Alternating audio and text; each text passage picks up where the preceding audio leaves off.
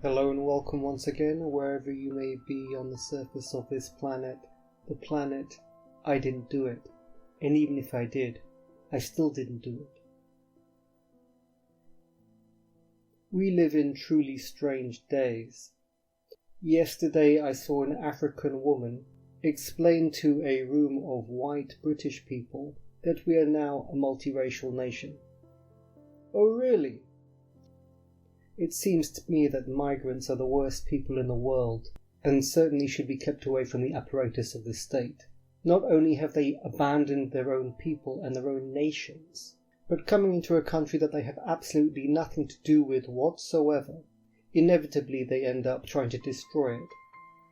But what's even stranger is that a body of white men will just sit there in a room and be murdered in the front, genocided in the back, have their entire culture destroyed, have the future of their children destroyed, and clap. Tell me this is a bad joke or something. And if I may quote Gurdjieff's grandmother, "Eldest of my grandsons, listen and always remember my strict injunction to you. In life, never do as others do.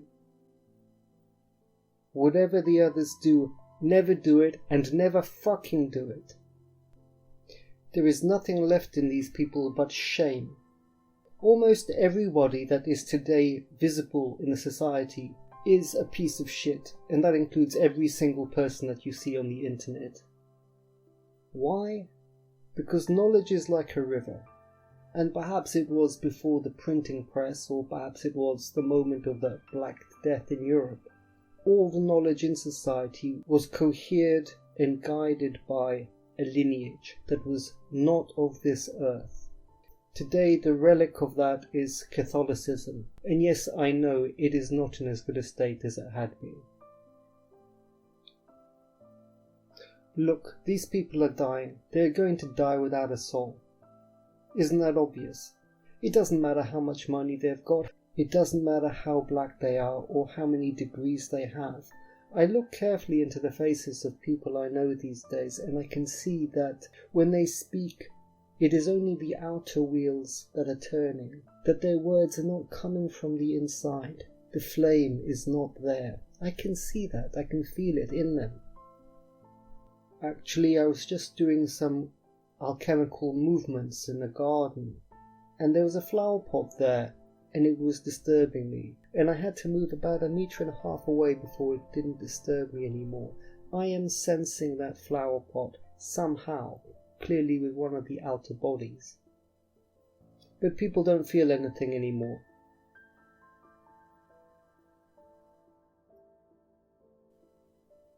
I feel ever more sure that there may be a way to radically change humanity's prospects, because humanity does not understand itself, and it does not understand the meaning and technical details of ancient practices.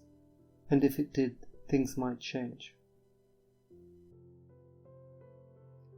On the planet, our civilization is declining, and it seems that over thousands of years, civilization has risen and fallen in cycles, and when it falls, there is mass panic, and those people are helpless to do anything about it. Last week there was a full moon, and I happened to know 2 of my lady friends had their cycles triggered at that time, and I was thinking that across the surface of the planet and even in the oceans at the time of the full moon, I assume that is when the moon is fed. It is dinner time, according to its rhythm, just as we have a dinner time, and so many creatures on this planet are affected by it. And yes, I did look it up on Wikipedia to see which studies had been performed in relation to the effect of the moon, and as usual, the article tried in every way to tell me that there is nothing, because for many people, especially those who have an urgent necessity to speak to the public, it is more comfortable to live in death than to take the risk that something might be alive. Gurdjieff says that when we die, the energy inside of us is fed to the moon, because that is the product of our life. That is what is actually happening. Whereas if we were to have made many cars or built houses, they just fall into the earth and are thrown away, because never are we the physical substance, we are always the living structure underneath it. A man is not his body, it is the living light. The body and the work that he does is a vehicle for the unification of the three forces in that man using this context. And the energy that is generated in him by his life is whatever degree of unification he has made. That means when we go to work and we do physical work or work in an office, we're actually unifying these energies inside of us. How? By the struggle between yes and no in each of the centers, and then by the struggle between yes and no in the trimesokamno, meaning in those three centers of the middle story, the moving, the intellectual and the emotional. And by struggling courageously, a reconciling current of knowledge is created, and that reconciling current coats our being, and if it is continued further, changes the functionality of the centers permanently. This week I noticed once again how disturbing it is to listen to people on the internet. One of the reasons for that is that they are generally American, and there is a drone coming from America that says nothing. I also particularly dislike the American habit of using words like historiography and eschatology, that these people who derive their intellectual tradition from Protestantism use words but without feelings, without culture. The Protestants abandoned the inner feelings of the European culture when they created their religion. If you listen to 10 voices, it is highly damaging to your intelligence. And in the past, people would listen to one priest or the Bible on its own. And that created an integrating coherence, an integrating channel. And that is the primary purpose of listening to wisdom. When you listen to wisdom, it is not that you're going to learn the truth, but that it is a cohering light, a cohering line of work to keep your mind lined up, to keep you aligned in the same direction, just like when the sun rises in the morning. And so I suggest that that principle is actualized in your life.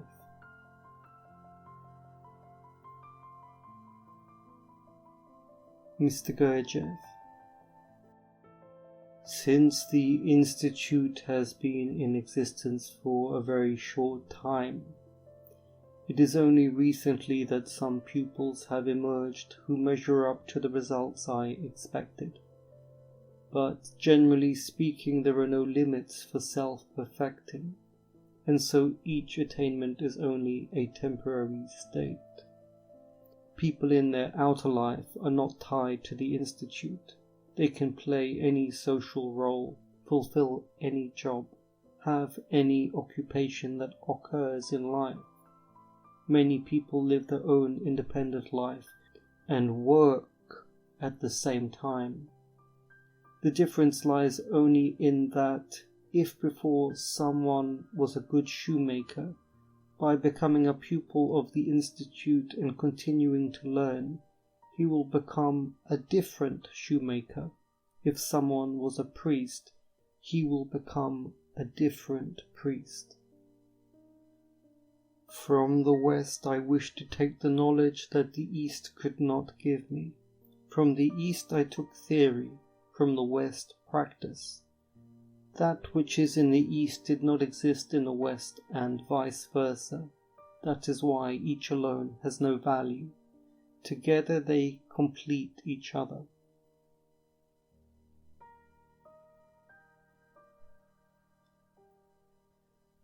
So if the purpose of our life is to generate this energy by our sincere struggling with the materials at hand, that means we're really not bound by the apparent restrictions of our society or our position in life.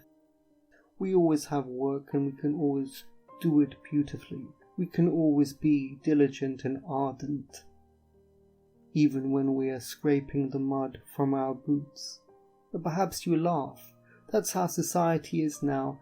The small things, the normal things are not valued, but they are, in fact, the location where you do your work. Meaning where the holy forces coming from above are actually flowing into you, into your arms and into your spirit as you work. Is it too small for you? Is it not exciting enough for you? Because that is your real life. Can you scrape the mud off your boots like an angel would, with a deft movement, with beauty, with the body, with finesse, with perfection, with an astonishing result? It's strange the habit that people have these days of wanting to talk about the uncertainty principle and quantum physics and molecules as some kind of explanation for our life, as something that could help us. How can it help us? It is so distant from us. But the ordinary life that we live, people have become dulled to it, and they are carried by the strange technical fashions of the era, and they will be buried by it. Because the harm that this society does to people is not theoretical, it is actual. It will ruin your body, it will ruin your spirit, and it will destroy your mind. And as it pulls you down, it will bury your whole family and culture with you. Make no mistake, these things are very real. Give us this day our daily bread, and let us work what is given like an angel. Do it like an angel would do it. Illuminate this day. I'm going to read a long passage from Moses Maimonides, a very famous Jewish teacher. I also wondered to myself, what is inside the Jewish pantheon? Is there something that I can understand in there? But before I do, one more passage from Gurdjieff. You often think in a very naive way. You already think you can do. To get rid of this conviction is more difficult than anything else for a man. On Sunday at Mass, the priest said something like, Christ had given up his flesh for our sins. Well, what does that mean? If we remember the Enneagram for last week, we are no longer flowing along the circle. Something has become broken, and we have descended into the lower energy of the inner web and bounce around looking for meaning. That is how human society is now. Those exciting things that we have, the exciting intellect of science, the exciting emotions of Hollywood, are all wrong work. They are the dissipation energy of people who should be living for hundreds of years, now only living for several tens of years. The brightness of our society and its activities is not a sign of health, is not a sign of progress, it is a sign of dissipation. But you see then that the story society tells itself is naive and misunderstands its situation.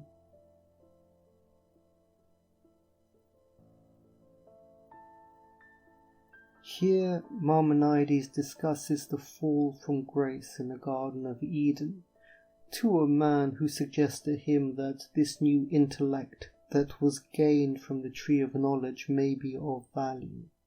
He says, "You appear to have studied the matter superficially, and nevertheless you imagine that you can understand a book which has been the guide of past and present generations, when you for a moment withdraw from your lusts and appetites and glance over its contents as if you were reading a historical work or some poetical composition. Collect your thoughts and examine the matter carefully, for it is not to be understood as you at first sight think, but as you will find in due deliberation, namely, the intellect which was granted to man as the highest endowment was bestowed on him before his disobedience." With reference to this gift, the Bible states that man was created in the form and likeness of God. On account of this gift and intellect, man was addressed by God and received his commandments, and it is said, "And the Lord God commanded Adam." For no commandments are given to the brute creation or to those who are devoid of understanding. Through the intellect, man distinguishes between the true and the false. This faculty Adam possessed perfectly and completely. The right and the wrong are terms employed in the science of apparent truths, not in that of necessary truths. It is not correct to say, in reference to the proposition, "the heavens are spherical, it is good," or to declare the assertion that the earth is flat to be bad, but we say that the one is true and the other is false. Similarly, our language expresses the ideas of true and false by the terms emet and sheker, or the morally right and the morally wrong. Thus it is the function of the intellect to discriminate between the true and the false, a distinction which is applicable to all objects of intellectual perception. When Adam was yet in a state of innocence and was guided solely by reflection and reason, on account of which it is said, "Thou hast made him little lower than the angels," he was not at all able to follow or to understand the principles of apparent truths, the most manifest impropriety. To appear in a state of nudity was nothing unbecoming according to his idea. He could not comprehend why it should be so. But after man's disobedience, however, when he began to give way to desires which had their source in his imagination, and to the gratification of his bodily appetites, as it is said, "And the wife saw that the tree was good for food and delightful to the eyes." Hence we read, "And ye shall be like Elohim, knowing good and evil, and not knowing or discerning the true and the false." In necessary truths we can only apply the words true and false, not good and evil. Further observe the passage, "And the eyes of both were opened, and they knew they were naked." It is not said, "And the eyes of both were opened, and they saw." For what the man had seen previously and what he saw after this circumstance was precisely the same. There had been no blindness, which was now removed, but he received a new faculty whereby he found things wrong which previously he had not regarded as wrong.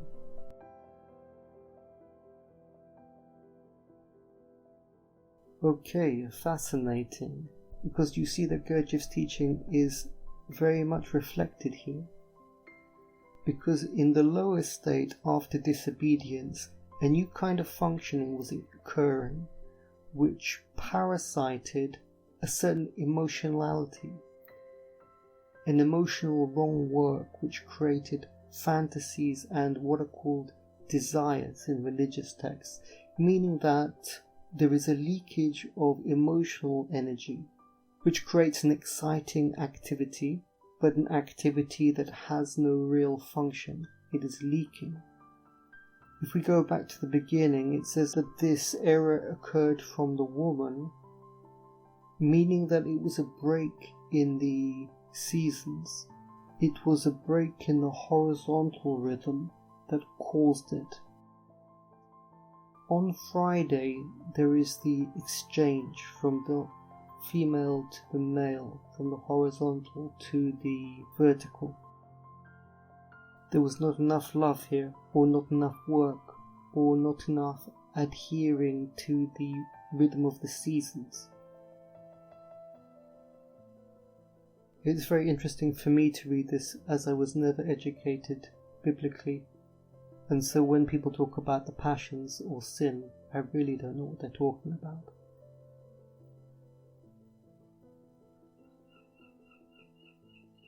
Here in England the summer's over, and the dark nights, the cold air, the appearance of Orion in the sky, then you have the candle lights of Halloween and the bonfire of Guy Fawkes.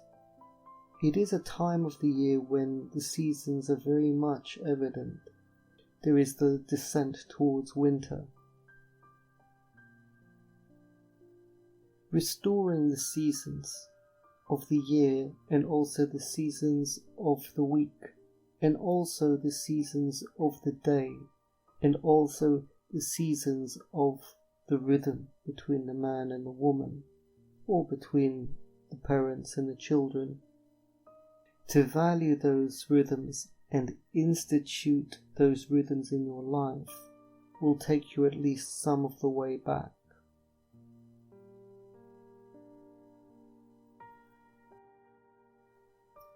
Let's return now to the Priory.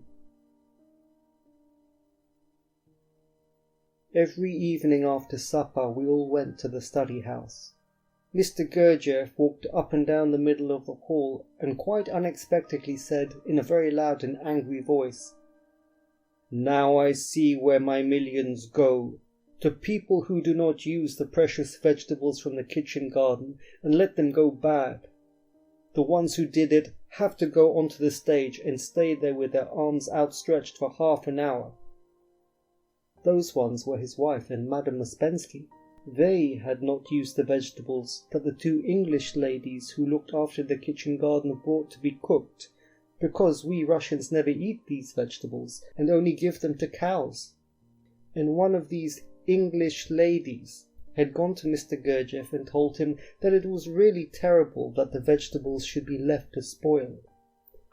When she saw Madame Ostrovsky and Madame Ouspensky go and stand on the stage with arms outstretched, she came to me begging me to please ask Mr. Gurdjieff to let her stand in their place.